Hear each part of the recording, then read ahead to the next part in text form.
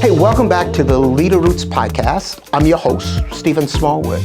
Hey, on the show, we explore the heart of leadership and thoughts on being a good human resource for others. On today's topic, we're going to talk about stop listening to the judge. The judge. But first, I want to thank you for turning to the podcast. Thank you for being a part of this journey with me. I'm grateful because without you guys, the show wouldn't be possible. Hey, and I also want to encourage everyone listening to get some people in your life that's going to help you grow. I always have someone in my life, a mentor somewhere helping me in some area. Guys, no man is an island, and we can't do this by ourselves. To become a better version of ourselves, it's going to take some help. So if you're trying to do something in your life, someone is going to judge you. All right? You've experienced it. If you do nothing in your life, you can trust that someone's going to put on that robe and they're going to come out and get your attention. Well, in today's episode, I want to share with you something that I learned that changed the way I look at the critics in my life. So, when I was promoted to aircraft scheduler from the shop mechanic ranks, like with any new job where everything is new to you, I admit I made a lot of mistakes. And I'm sure it was probably more mistakes than the average new hire for that position because everyone I met in that position had already been to school and had already attained their aircraft power plant certificate. Well, I was hired in the role 1 year before I even went to school to get my certificate, so I had a lot to learn. While I appreciated the trust from the hiring manager, I took the job. It was more money. But I can tell you, it was a rough start. I never tried to hide my mistakes, and actually, it was the kind of work that even if I wanted to hide the errors, I couldn't, because everything was documented. I had a great relationship with the mechanics on the team I supported, and most of them was very helpful. I'm so appreciative. Educating me on the proper names of aircraft parts, the function that the part played. It was just cool working with people who wanted to see you learn. But now there was two senior schedulers that I did have problems with. My peers, my new peers, who made sure everyone in the department knew the mistakes I was making. Well, being the new guy on the team, instead of being patient and helping me with the challenges of getting to know my job better, guys, they judged me. They ridiculed me through the struggle of getting to understand the work. Now, they didn't do it to my face. Yes, not to my face. But they did, but I did often hear it from people who were sharing my mistakes with others. It was frustrating at times, and I was also starting to get sick and tired of it. So I went to the manager who hired me 3 months before. I wanted to get ahead of anything that he might be hearing and to make sure that I made my case before he contacted me.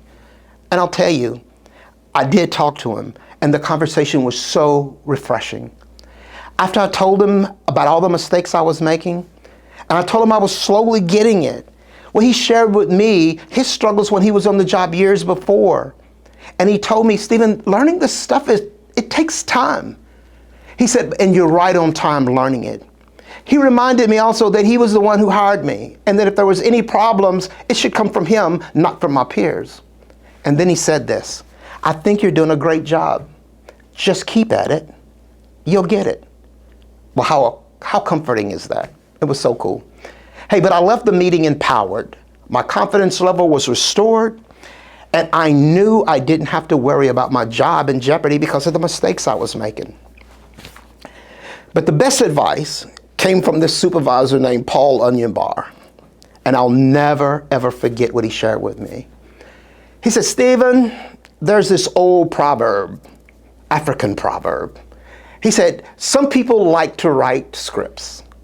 He said, they'll even write one with your name on it. And then they'll give you the story they wrote and sit back and wait for the show to begin.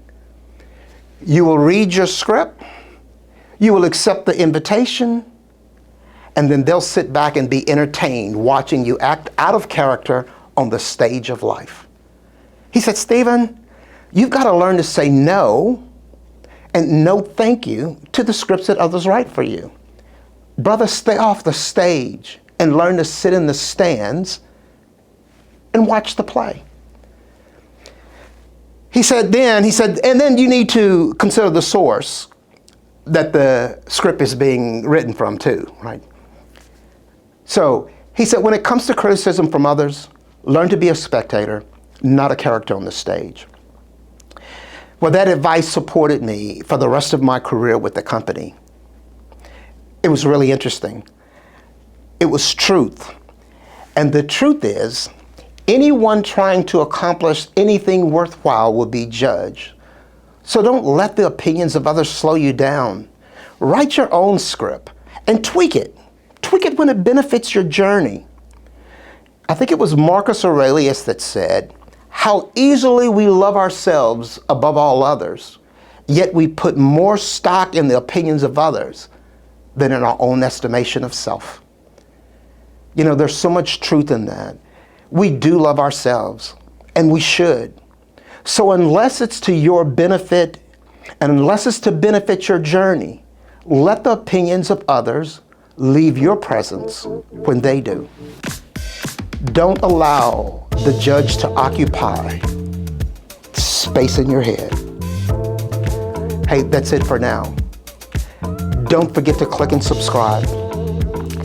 We definitely want you to join our team here. And if you know someone who might can benefit from this, guys, please let them know. If you want to hear more of my podcast and follow us for future topics, then please log on to leadershiponemedia.com. That's leadership, O-N-E, media.com. And we'll see you in the next episode.